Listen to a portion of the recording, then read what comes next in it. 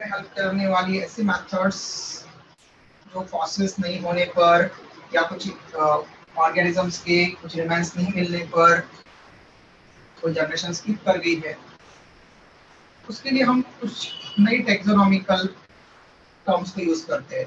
For example number 1, numerical taxonomy. Numerical taxonomy is also termed as called as phonetics.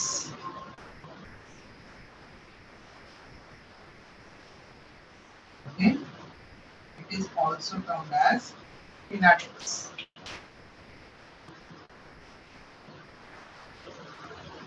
Numerical taxonomy is also called as phonetics.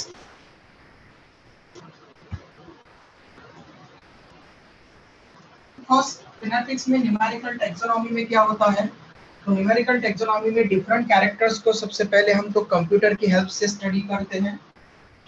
तो numerical taxonomy में हम help लेते हैं of computers. अब computer का कैसा help लेते हैं, तो आपको पता है कि कंप्यूटर में एक बार हमने अगर कोई चीज टाइप करके डाटा फीड करके रख दिया तो उससे हम दूसरों को कंपेयर कर सकते हैं, उससे एनालिसिस कर सकते हैं। ओके, फॉर एग्जांपल अगर आपका ऑनलाइन पेपर्स हो तो ऑनलाइन पेपर्स में पेपर भी कर दिया और साथ में आंसर की भी अलग से रख दी सेट करके। ओके, फिर आप जब क्वेश्चन सॉल्व करोगे वहां पर कंप्यूटर पर उसी पेपर पर सॉल्व करके सबमिट कर दोगे पेपर आपका, तो आपको उसी टाइम पर पता चल जाएगा कि आपने कितने करेक्ट किए कितने रॉन्ग किए, आपको कितने मार्क्स आए उसी टाइम पर, एग्जैक्ट टाइम पर। क्यों? क्योंकि वो डाटा पहले से फिट किया हुआ था और आपने करेक्ट आंसर चूज किया होगा तो वो करेक्ट बोल करके फिर उसके +4 मार्क्स एड कर देगा। अगर आपने रॉन्ग आंसर अटेम्प्ट किया है तो -1 करके वहां पर वो कैलकुलेशन कर लेगा कि कितने माइनस किए। फॉर एग्जांपल 10 क्वेश्चन रॉन्ग किए तो 10 × -1 = -10, तो टोटल जो प्लस आएंगे उसमें से -10 वहां पर -10 को हटा करके वहां से आपका ओवरऑल स्कोर भी बता देगा कितने करेक्ट है कितने रॉन्ग है और कितने आपको टोटल मार्क्स अप्रोप्रिएट हुए। ओके, तो ऐसा ही एनालिसिस हम इसके बेसिस पर भी कर सकते हैं कि कंप्यूटर्स को कुछ स्पेशल कोड या नंबर्स असाइन कर दिया, डिफरेंट कैरेक्टर्स है, तो for different characters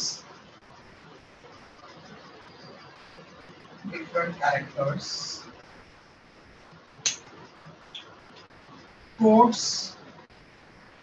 and or numbers are assigned। Okay, code या नंबर असाइन कर दिया उनको और उन कोड या नंबर को असाइन करने के बाद उनको फिट कर दिया, डाटा उनका फिट कर दिया है कंप्यूटर में। ठीक है, तो मेनी कैरेक्टर्स को हम एक साथ में वहां पर रख रहे हैं, इसलिए एट अ टाइम हम मेनी कैरेक्टर्स को एनालिसिस कर सकते हैं, मेनी कैरेक्टर्स का एनालिसिस कर सकते हैं। ओके, इससे क्या फिजिबल हो जाएगा, ग्रेडियंट्स के साथ में हम उसको आसानी से एनालिसिस कर सकते हैं कैरेक्टर्स का। तो at a time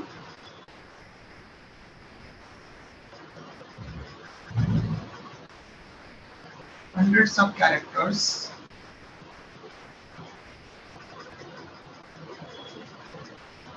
can be analyzed।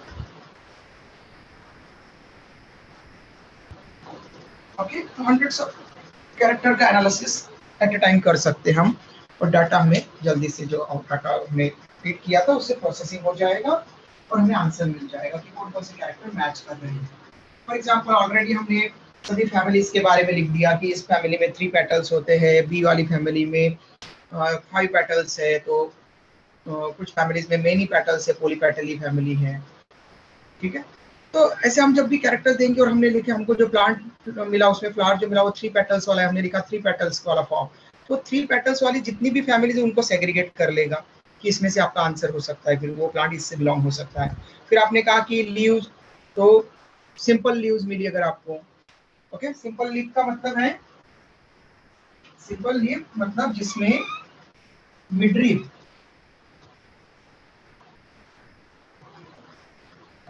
जैसे हमने यहाँ पर एक बनाया समझ लो। तो मिडरिप, ये जो मेन वेन होती है इसको बोलते हैं मिडरिप। लीफ में जो मेन वेन जाती है उसको बोलते हैं मिडरिप। तो मिडरिप अगर सिंगल है वहां पर प्रेजेंट है तो उसको इस तरह से बोलते हैं कंप्लीट है, डाइसेक्टेड नहीं है, तो इसको हम बोलते हैं सिंपल लीफ। लेकिन यही से अगर मिडरिप अगर ऐसी हो, जो मिडरिप बन रही है वो 3 पार्ट्स में मिडरिप डिवाइड हो चुकी है, 4 पार्ट्स में डिवाइड हो चुकी है, 2 पार्ट्स में डिवाइड हो चुकी है, मेनी पार्ट्स में डिवाइड हो चुकी है मिडरिप ऐसे।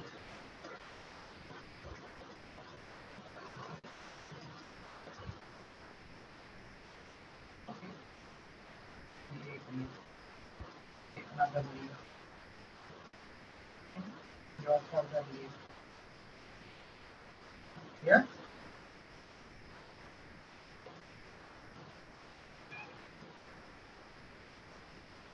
सर एक बार एक्सप्लेन करो ना। यस बेटा। सर फिर से एक्सप्लेन करो एक बार। बेटा इस लीफ में एक ही मिडरिप है, दूसरी लीफ इसके ये जो पेडंकल है, जो स्टेम के साथ वाला पार्ट है, यहाँ से निकलेगी दूसरी लीफ। तो ये इसको हम बोलेंगे सिंपल लीफ, इसकी मिडरिप पूरी कनेक्टेड है। लेकिन यहाँ पर अगर आप देखोगे तो इसकी मिडरिप, मिड वेन, जो मेजर वेन होती है लीफ की उसको बोलते हैं मिडरिप। मिडरिप वहां पर मिडरिप ऐसे डिफरेंट सेक्शंस में डिवाइडेड थी। ओके, तो उस ऐसी लीफ को हम बोलते हैं फिर कंपाउंड लीव्स। तो हमने वहां पर फिट करके रखा था कि कौन से प्लांट्स में कंपाउंड लीफ मिलती है, कौन से प्लांट्स में सिंपल लीफ मिलती है। तो जैसे हमको अगर मिला कि जो 3 पेटल्स वाला फ्लावर था तो वो ट्राइपेटलस फैमिली वाले सभी फैमिलीज अलग हो गई है, उसी में से हमको ढूंढना है। फिर उसमें किसमें सिंपल लीफ मिलेगी, तो जिसमें सिंपल लीफ मिलेगी वो अलग कर लेंगे, और जिसमें कंपाउंड लीव्स मिलेगी 3 पेटल्स वाले फ्लावर जिनमें कंपाउंड लीव्स आती है। अभी चालू किए ना, मतलब पहला ही टॉपिक है ने। बेटा वीडियो मिल जाएगा आपको, कहाँ से कहाँ है। तो न्यूमेरिकल टेक्सोनॉमी से स्टार्ट किया है बेटा मैंने, उसके पहले भी कुछ ब्रीफ में बताया था।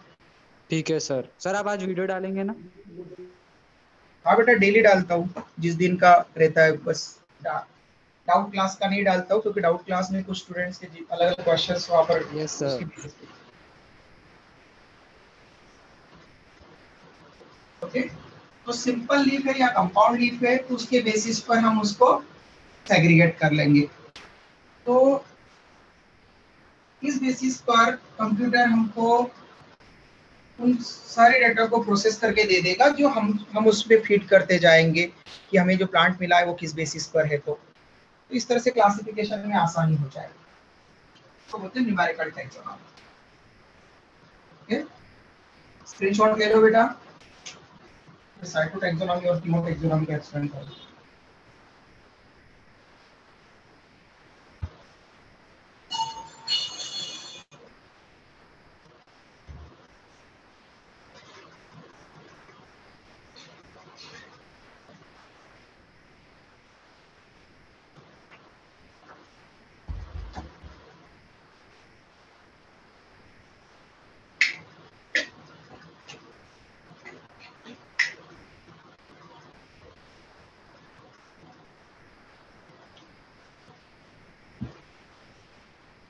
डन बेटा, स्क्रीनशॉट हो गया।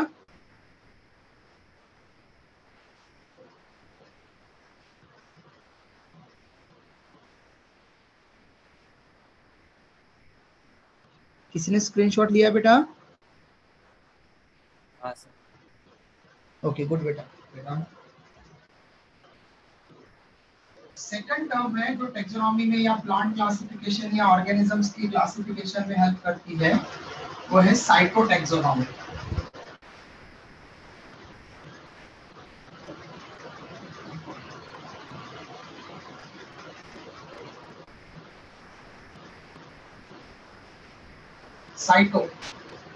साइटो और साइट्स,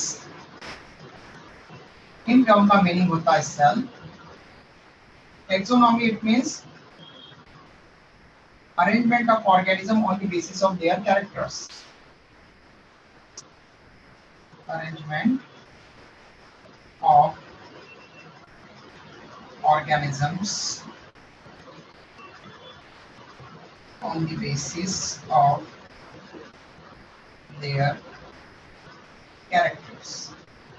ओके, तो साइटोटैक्सोनॉमी मतलब हम सेल के कैरेक्टर्स लेने वाले, फिर वहां पर ओके सेल के कैरेक्टर्स लेने वाले हैं सेल से रिलेटेड, और फिर हम ऑर्गेनिज्म को क्लासिफाई करेंगे। तो सेल के कौन कौन से कैरेक्टर्स, तो आपको पता है कि कोई भी सेल, लिविंग सेल हो, उस सेल में प्लाज्मा मेम्ब्रेन होती है और प्लाज्मा मेम्ब्रेन कवर करती है प्रोटोप्लाज्म को।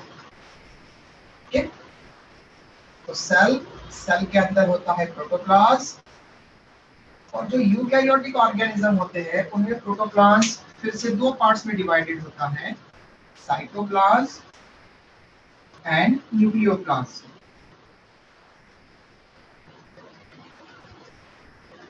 ओके, साइटोप्लाज्म मतलब ऐसा प्रोटोप्लाज्म जो सेल के अंदर है और सेलुलर ऑर्गन्स या स्ट्रक्चर्स उसके अंदर प्रेजेंट है, उसको हम साइटोप्लाज्म कहते हैं।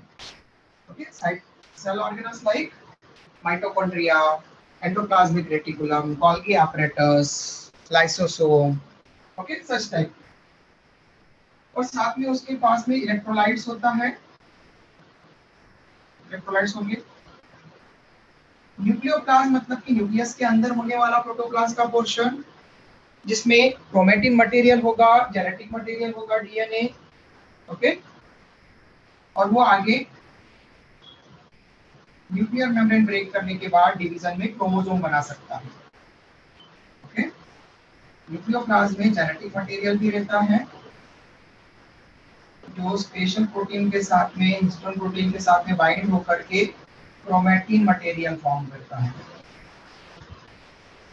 और ये फाइबर की फॉर्म में रहते हैं, इसलिए हम इसको बोलते हैं chromatin fibres. Okay, chromatin fibre division के टाइम पर क्रोमोसोम बना लेते हैं। Okay, chromatin material during cell division form special structures called chromosomes। Chromosome बना सकते हैं। तो साइटोटैक्सोनॉमी में एक्चुअली हम क्रोमोसोम के नंबर्स को लेते हैं कि क्रोमोसोम का नंबर कितना है, फिर क्रोमोसोम का स्ट्रक्चर कैसे है, उसका बिहेवियर कैसा है। तो साइटोटैक्सोनॉमी में हम cytotaxonomy based on chromosomal structure, chromosomal structures, number of chromosomes, numbers and their behavior, कि क्रोमोसोम पर प्रेजेंट जीन कैसे बिहेव करते हैं, कैसे एक्सप्रेस करते हैं, कौन कौन से कैरेक्टर्स बना सकते हैं। ओके, ये चेक करते हैं हम साइटोटैक्सोनॉमी में। क्लियर बेटा? नेक्स्ट लास्ट टर्म है कीमोटैक्सोनॉमी।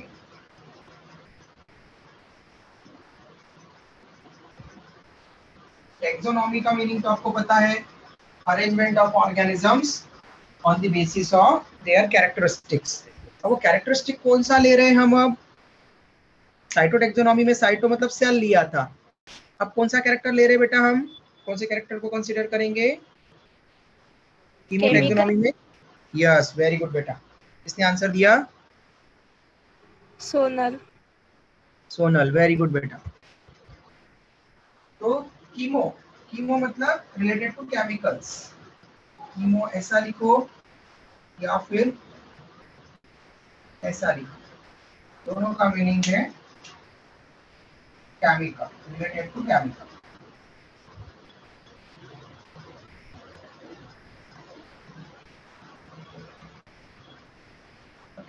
तो So that type of taxonomy, it means arrangement of organisms on the basis of their characters, in which we actually study about different chemicals produced by plant cells or cells of any organisms. कोई भी organism या plant, हम generally plant classification का chapter पढ़ रहे हैं इसलिए plant लेना जरूरी है। तो कोई भी ऑर्गेनिज्म इंक्लूडिंग प्लांट्स, अगर उनकी सेल्स कोई स्पेशल टाइप के केमिकल सीक्रेट करती है या प्रोड्यूस करती है, उनको जब हम क्लासिफिकेशन में कंसीडर करेंगे तो उसको कहेंगे कीमोटैक्सोनॉमी। ओके, तो different plant cells produce, secrete or synthesize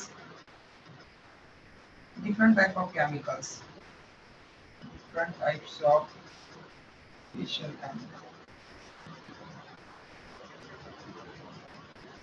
chemicals which are not produced by other plant cells, other plants. Okay, मतलब कुछ स्पेसिफिक प्लांट की सेल्स कुछ स्पेसिफिक केमिकल प्रोड्यूस करती है, पर्टिकुलर केमिकल प्रोड्यूस करती है जो अदर प्लांट प्रोड्यूस नहीं कर पाते। इसलिए हम ऐसे बेसिस पर किन किन में वो स्पेशल केमिकल प्रोड्यूस हो रहे हैं उनको अलग कर देंगे, और जिन प्लांट्स में ये नहीं बनते उनको हम सेग्रीगेट कर देंगे, सेपरेट कर देंगे। फॉर एग्जांपल, कुछ प्लांट्स ऑयल प्रोडक्शन करते हैं, कुछ रेजिन प्रोड्यूस करते हैं, गम्स प्रोड्यूस करते हैं, कुछ रबर प्रोड्यूस करते हैं, लेटेक्स प्रोड्यूस करते हैं, मतलब लेटेक्स प्रोड्यूस करते हैं जिनमें से कुछ यूनाइस रबर, मतलब वहां पर रबर बनाया जा सकता है, आइसोप्रीन नियोप्रीन केमिकल बनाते हैं तो रबर व्हाइट लेटेक्स है, या फिर कुछ ऐसे व्हाइट लेटेक्स बनाते हैं जिससे अफीम वगैरह बनती है, वहां पर लेटेक्स प्रोड्यूस करते हैं। कुछ कैल्शियम कार्बोनेट के क्रिस्टल प्रोड्यूस करते हैं, कैल्शियम कार्बोनेट क्रिस्टल। ओके, कुछ स्पेशल टाइप के ग्लाइकोस्फिंगोलिपिड्स फॉर्म करते हैं जो पॉइजनस हो सकते हैं। तो ऐसे ग्रेजिंग एनिमल अगर उनको खाए तो उस ग्रेजिंग एनिमल की डेथ हो सकती है। तो कुछ ऐसी ग्रास भी होती है जिनको अगर किसी ग्रेजिंग एनिमल ने खा लिया तो उसकी डेथ हो सकती है। ऐसी कुछ ग्लाइकोस्फिंगोलिपिड को आप लोग फॉर्म कर सकते हैं, ग्लाइकोकॉर्टिकॉइड्स को बोलते हैं, कार्डियक अरेस्ट कॉज करवा देते हैं वो उसके बेसिस पर। ऐसे डिफरेंट टाइप के केमिकल्स, तो ऐसे केमिकल्स केवल स्पेशल इसमें बनेंगे, जैसे रबर के प्लांट में ही वो रबर बनाने वाला आइसोप्रीन नियोप्रीन वाला केमिकल बनेगा, लेटेक्स वाला, जिससे रबर बनाया जा सकता है। ओके, हर एक प्लांट में नहीं होगा, तो हम रबर के प्लांट को उस बेसिस पर क्लासिफाई कर लेंगे। अफीम के प्लांट में व्हाइट लेटेक्स निकल रहा है, उसी में मिलेगा, उस तरह से पाउडरी, जो सूखने पर पाउडरी हो जाएगा, उसको अलग कर देंगे। ओके, रेजिन्स, कुछ प्लांट ऐसे होते हैं जिनको अगर हमने उसकी बार्क अगर कट कर दी तो उसमें से वहां पर एक सैप निकलने लग जाता है जो बाद में सॉलिड बन जाता है, जिसको हम वहां पर ग्लू की तरह यूज कर सकते हैं, एडेसिव की तरह उसको यूज कर सकते हैं, गम वगैरह उसको की तरह यूज कर सकते हैं। तो गम्स, रेजिन्स ये फॉर्म करवाना ये स्पेसिफिक प्लांट का ही कैरेक्टर है, सभी प्लांट ऐसा नहीं कर सकते। ओके बेटा, स्क्रीनशॉट ले लो। इस तरह से प्लांट क्लासिफिकेशन में हेल्प कर सकते हैं। तीन टर्म्स हमने पढ़ी, फिनेटिक्स मतलब numerical taxonomy, second cytotaxonomy, third कीमोटैक्सोनॉमी।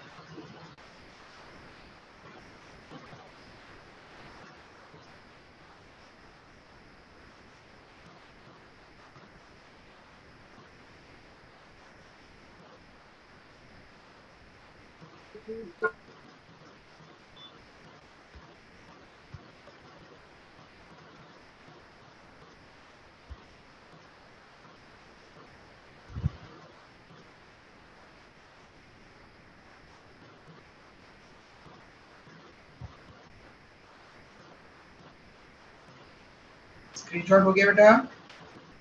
Yes sir. No sir. जल्दी से ले लो बेटा स्क्रीनशॉट।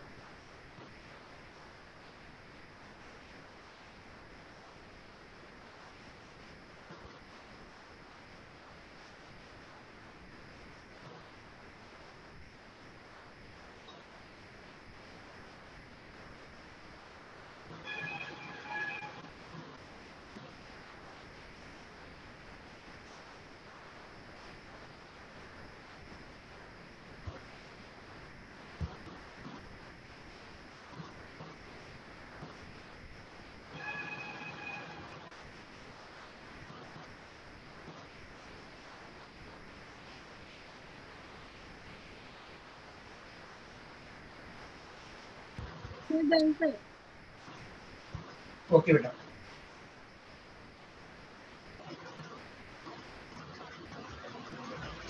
अब नेक्स्ट हेडिंग डालो बेटा। पहला डिवीजन स्टार्ट करेंगे, डिवीजन एल्गी।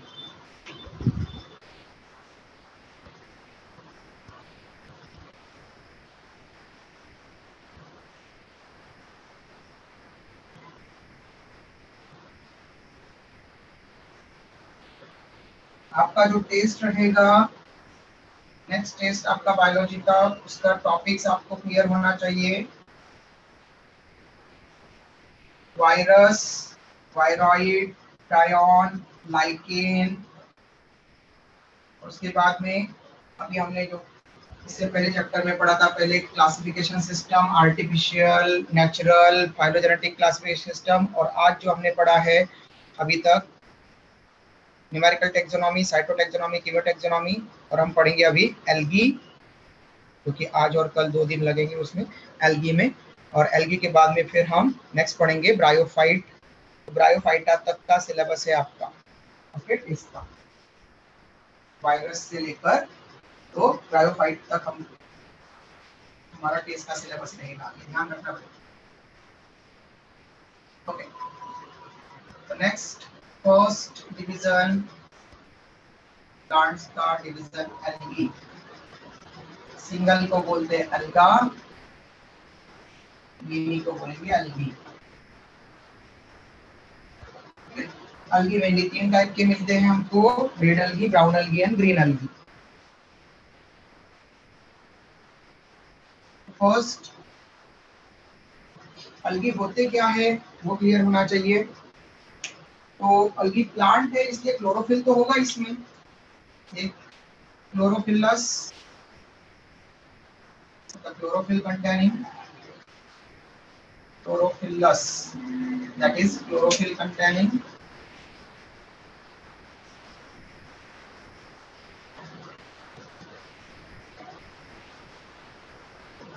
ये तो सभी प्लांट में होता है। फिर ये सभी प्लांट में सबसे सिंपल होंगे, क्लोरोफिलस, सिंपल, ओके। इनकी बॉडी थैलस टाइप होगी, इसलिए थैलॉइड। इनमें एम्ब्रियो नहीं बनता, इसलिए नॉन एम्ब्रियोफाइट्स।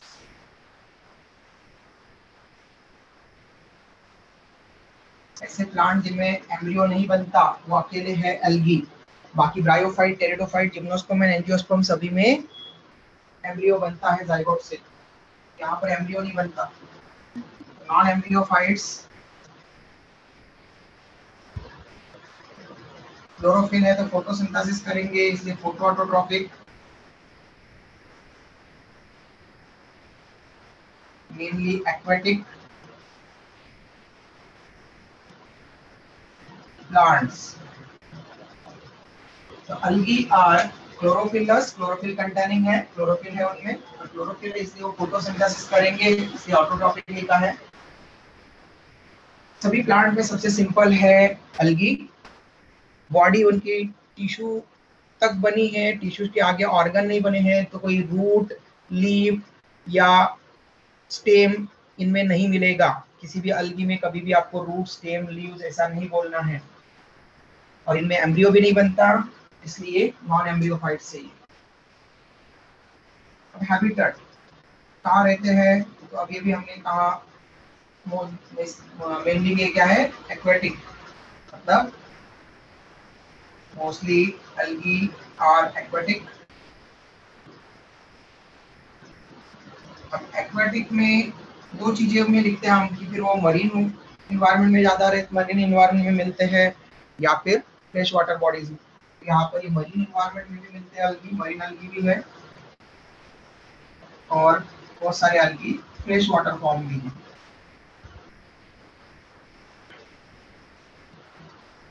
मरीन,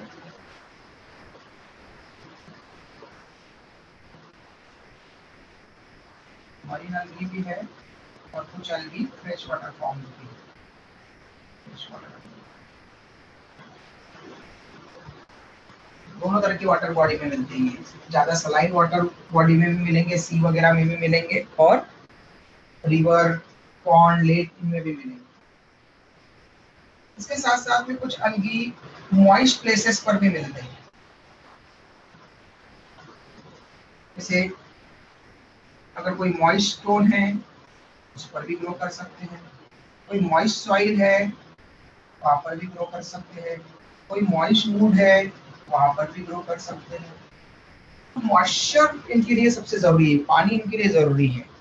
ओके, ये मेनली आप अगर देखेंगे तो बिना पानी के, अगर जहाँ पर जैसे हम अगर जहाँ पर पानी नहीं भी है वहां पर भी हम खड़े रह सकते हैं, वहां पर भी रुक सकते हैं, वहां पर भी ग्रो करवा सकते हैं, ठीक है।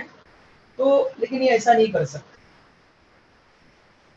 इनके लिए मॉइस्चर बहुत जरूरी है, बिना मॉइस्चर के, बिना वाटर के अवेलेबल के ग्रो नहीं कर सकते। इसलिए मोस्टली एक्वेटिक है, और जो बाकी दूसरे ग्रो होंगे वो भी कहाँ होंगे, जहाँ पर कि पानी आता रहे। जैसे कि कोई पानी की टंकी है सीमेंट वगैरह से बनी बहुत पुरानी, ठीक है, या फिर कोई हमने बोला कि कोई महल वगैरह है, किला वगैरह है, फोर्ट वगैरह है, तो वहाँ पर अब बार बार पानी गिरने से, बारिश होने से वहाँ पर उनके स्पोर जो है ग्रो करने लग जाते हैं, तो अलगी वहाँ पर ग्रो कर सकते हैं।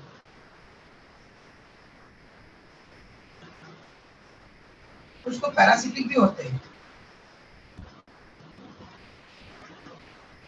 few are parasitic, ओके, बहुत ज्यादा नहीं, few है, ठीक है। पैरासिटिक है मतलब किसी लिविंग होस्ट के साथ में अटैच हो सकते हैं। तो जैसे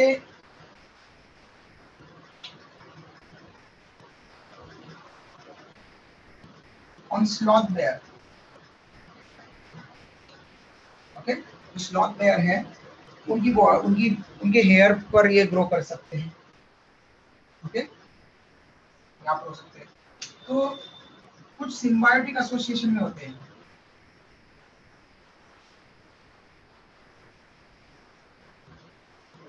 सिम्बायोटिक एसोसिएशन मतलब म्यूचुअल बेनिफिशियल एसोसिएशन। तो कुछ फंजाई के साथ में सिम्बायोटिक एसोसिएशन बना करके कौन सा ऑर्गेनिज्म बनाते हैं? Lichen. Yes, very good, lichen. Okay, ये भी आप लोग का सिलेबस में है, लाइकेन भी, हाँ, टेस्ट के नेक्स्ट जो टेस्ट आने वाला है। तो ये तो हो गया हैबिटेट, जहां पर वो आपको इस तरह से मिल सकते हैं। अब बॉडी फॉर्म, तो सम ऑफ द algae यूनिसेलुलर है, कुछ यूनिसेलुलर algae है, like wallbox, chlorella, Chlamydomonas,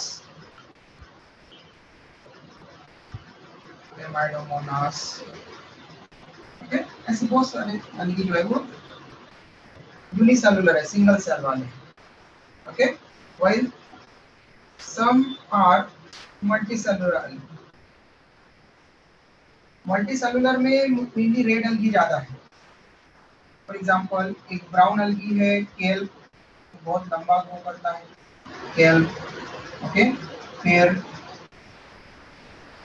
multicellular में एक्टोकार्पस, पॉलीसिफोनिया,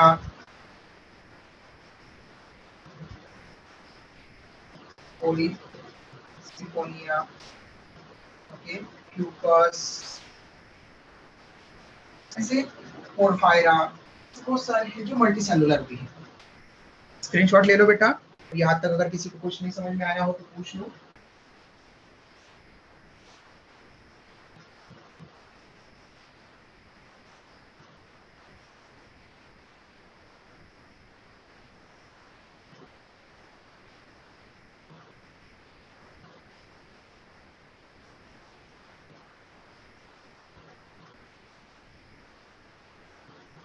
सर एक बार शॉर्ट में एक्सप्लेन कर दीजिए ना।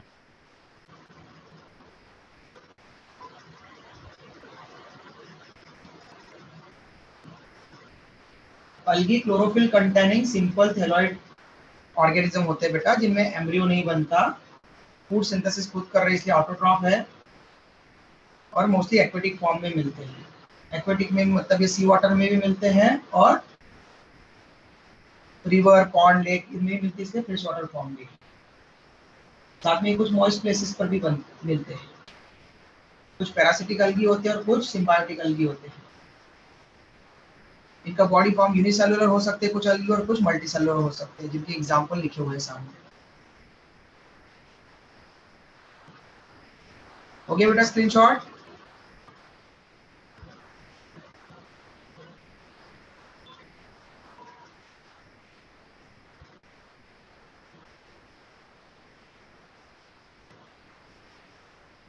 Yes, sir. ओके, अब कुछ अलगी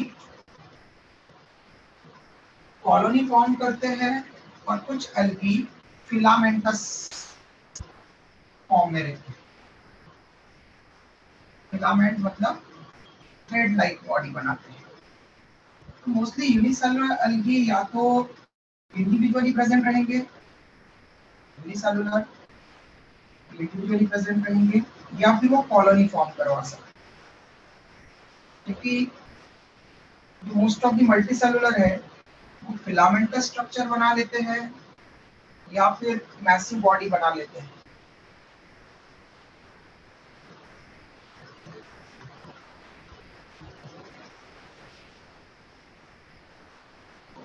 Some of the algae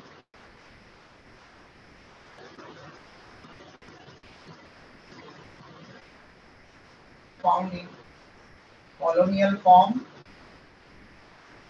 colonial form का मतलब है कॉलोनी में मिलेंगे। Okay, they form colonies. For example, Volvox. Volvox क्या कर लेता है? कॉलोनी फॉर्म कर लेता है। ओके, जब हम वॉलवॉक्स को देखते हैं तो वॉलवॉक्स की जो ओल्ड मेंबर्स हैं, ओके, ये इस तरह से कॉलोनी में ग्रो करेंगे, और उनके इंडिविजुअल्स जो न्यू मेंबर्स हैं वो इनके साथ में भी यहाँ पर ग्रो करेंगे, और ये एक दूसरे के कनेक्शन में भी होते हैं।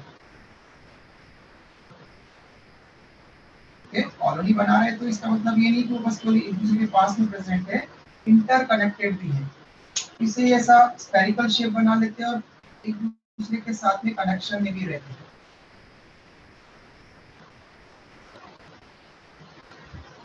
इसे नेटवर्क बना लेते हैं वो एक दूसरे के साथ में।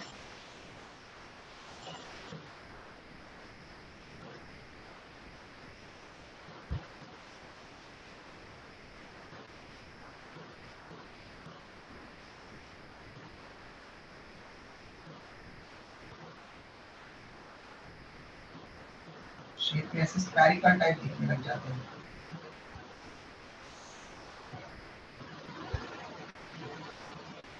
एक दूसरे के साथ में कुछ ना कुछ वहां पर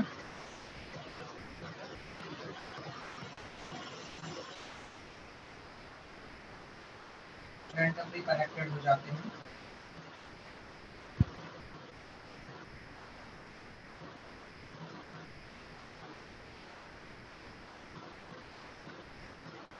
ऐसे वो कनेक्टेड होकर के कॉलोनी फॉर्म कर लेते हैं।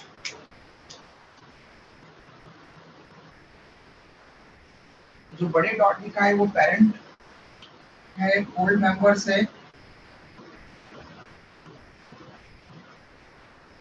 और जो स्मॉल आपको पॉइंट लाइन बनाए हैं वो उनके डॉटर इंडिविजुअल्स हैं। ओल्ड कॉलोनी और ये न्यू कॉलोनी। ऐसे वॉलवॉक्स इस तरह से कॉलोनी फॉर्म कर लेता है, एक ही जगह पर वहां पर एक्यूमुलेट होता है। While some of the algae filamentous body form कर लेते हैं। filamentous मतलब थ्रेड लाइक बॉडी फॉर्म करते हैं। While some algae may reach up to several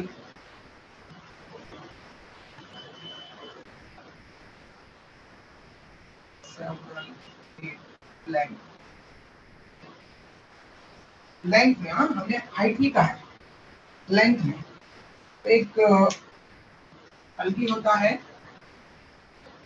for example केल। केल ये मैसिव बॉडी फॉर्म बना लेता है, केल form massive body form, massive body form बना देता है। अबाउट 100 मीटर इन लेंथ ये ग्रो कर सकता है। ये सी वाटर अलगी है और की लेंथ इस तरह से ये इसे लंबाई में ग्रो करता जाएगा ऐसा लीफ लाइक स्ट्रक्चर बना करके, और इसकी लेंथ जो है वो अबाउट 100 मीटर तक भी हो सकती है। केल ब्राउन अलगी है केल। इस तरह से ये सी वाटर में सेवरल मीटर तक मिलेगा, ठीक है। अबाउट 100 मीटर तक ये लेंथ में ग्रो कर सकते हैं, हॉरिजॉन्टली ग्रो करते हैं, वर्टिकली नहीं, हाइट में नहीं ग्रो करते, लेंथ में ग्रो कर रहे हैं।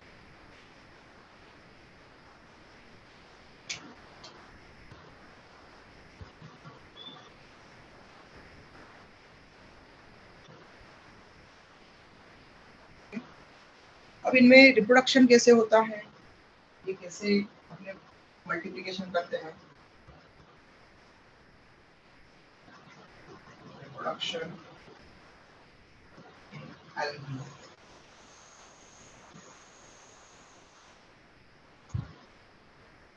with asexual reproduction परफॉर्म कर सकते हैं। अब asexual reproduction का ही टाइप होता है वेजिटेटिव रिप्रोडक्शन, बट अलगी और फंजाई लिखते समय वेजिटेटिव रिप्रोडक्शन को अलग से रिप्रेजेंट कर दिया जाता है, ठीक है। लेकिन वेजिटेटिव रिप्रोडक्शन asexual रिप्रोडक्शन का ही पार्ट है। तो एक तो वेजिटेटिव रिप्रोडक्शन से, और वेजिटेटिव रिप्रोडक्शन में क्या क्या टाइप आते हैं, तो फ्रेगमेंटेशन, फिशन, बडिंग, ऐसा हमने फंजाई के टाइम पर पढ़ा था। Fish and frog both are buddies, इस तरह से हमने उसको रिप्रेजेंट किया था कि fragmentation and fission and budding वहां पर फंगस दिखाता है। यहाँ पर ये क्या दिखाएगा, तो अलगी भी थैलॉइड है और थैलस है, तो फ्रेगमेंटेशन से ग्रो कर सकता है, ओके। ये बडिंग और फिशन नहीं रिप्रेजेंट करता, इसके थ्रू प्रोड्यूस नहीं होता, बट फ्रेगमेंटेशन से ये रिप्रोडक्शन कर सकता है। Fragmentation,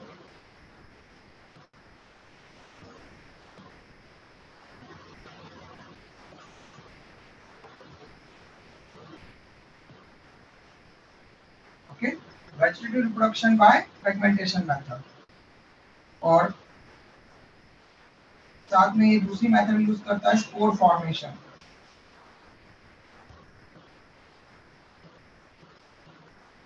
okay, spore formation. इनमें जो एसेक्सुअल स्पोर मिलते हैं वो यूजुअली जूस्पोर टाइप के, इनमें कॉमन स्पोर होते हैं जूस्पोर्स, जो हमने फाइकोमाइसीटिस क्लास अलगल फंजाई में भी पढ़े थे, जूस्पोर्स, ओके। तो जूस्पोर से भी यहाँ पर रिप्रोडक्शन होता है। सर यस बेटा बोलो। in second one, last second line above हाँ, लास्ट सेकंड लाइन, क्वेश्चन, उसके ऊपर क्या लिखा है सर आपने? इसकी बात कर रहे हो क्या बेटा आप?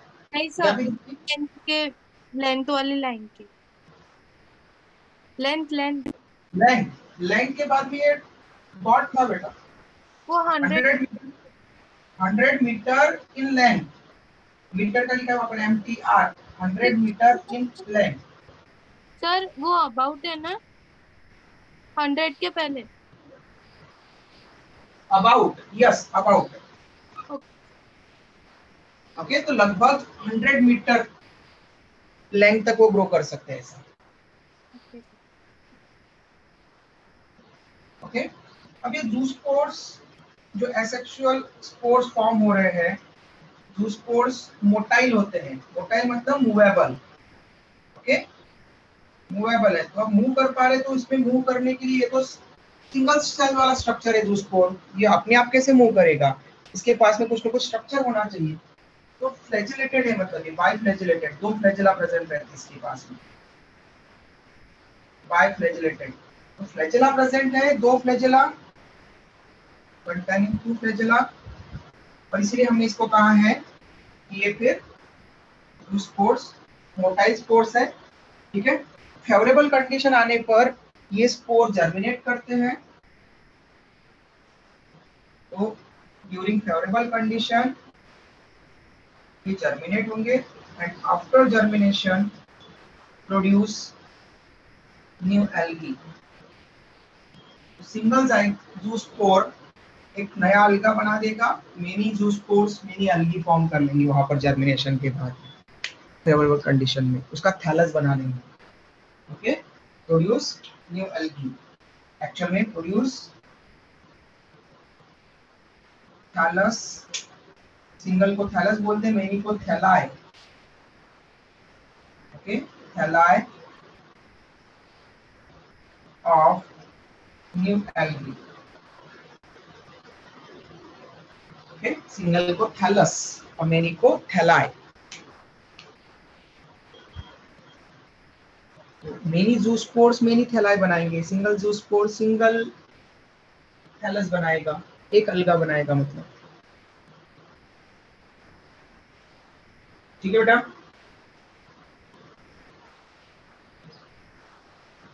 स्क्रीनशॉट ले लो।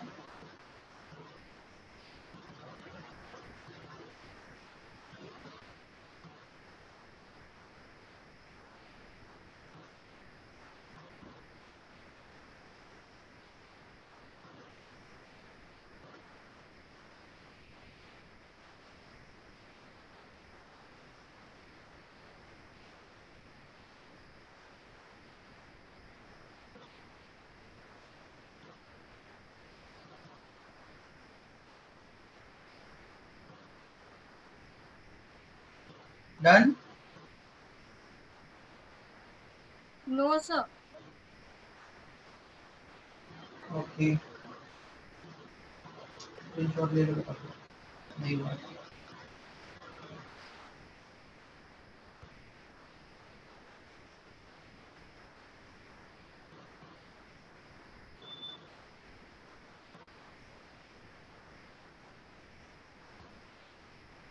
तब तक किसी को आज के लेक्चर में कोई डाउट बचा होगा तो पूछ लो बेटा जल्दी से। अब सेक्सुअल रिप्रोडक्शन की मेथड हम कल ही पढ़ेंगे, उसमें जो स्पोर्स बनते हैं वो आइसोगैमी एनाइसोगैमी शो करते हैं, फ्लैजिलेटेड रहेंगे नॉन फ्लैजिलेटेड रहेंगे, हम उसके बारे में डिस्कस करेंगे कल। उसके बाद में अलगी का इम्पोर्टेंस क्या है वो डिस्कस करेंगे, और लास्ट में फिर अलगी की क्लासेस, कौन कौन सी क्लासेस में अलगी को रखा गया। तो 3 क्लासेस पढ़ेंगे, ग्रीन अलगी की क्लास क्लोरोफाइसी, ब्राउन अलगी के लिए थियोफाइसी एंड रेड अलगी के लिए रोडोफाइसी। आज के लेक्चर में किसी को कोई डाउट है बेटा, कुछ पूछना है?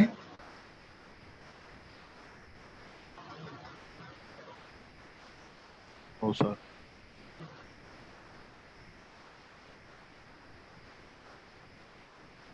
गुड, स्क्रीनशॉट हो गया बेटा, उसका बाकी था हो गया कंप्लीट।